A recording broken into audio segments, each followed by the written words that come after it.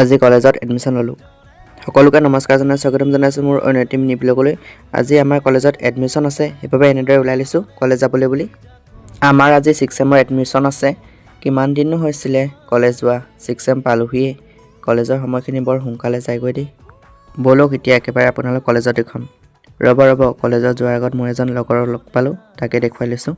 কিন্তু লগৰজনৰ ডকুমেণ্টবোৰ জেৰক্স কৰা নাই বোলে, সেইবাবে ৰখিলোঁ ৰজাপুখুৰীত ডকুমেণ্ট জেৰক্স কৰিবলৈ বুলি। আমি এতিয়া কলেজ পালোহি। এডমিশ্যন ল'বলৈ ফৰ্ম এনেদৰে লৈ ল'লোঁ। দেখিছে নহয় আজি বেছি ষ্টুডেণ্ট অহা নাই। ৰ'ব একেবাৰে ফৰ্মখন ফিল আপ কৰি দেখুৱাই আছোঁ। দেখিছেনে মোৰ ফৰ্ম ফিল আপ কৰি হৈ গ'ল। এতিয়া এডমিশ্যন ল'বলৈ যাব ওলাইছোঁ। বহুত দেৰি অপেক্ষাৰ অন্তত মোৰো এডমিশ্যন লৈ হৈ গ'ল। ঘৰলৈ অহাৰ আগত এনেদৰে হোটেলত সোমাই খাই ল'লোঁ, মানে বহুত ভোক লাগিছিলে। ঘৰত আহি আকৌ সন্ধিয়াৰ পৰত ভঁৰালত ধান সোমালোঁ। আমাৰ নখোৱা হ'ল, কিন্তু ভঁৰালত ধান সোমোৱাহে হোৱা নাছিল, সেইবাবে সোমাই লৈছোঁ আৰু।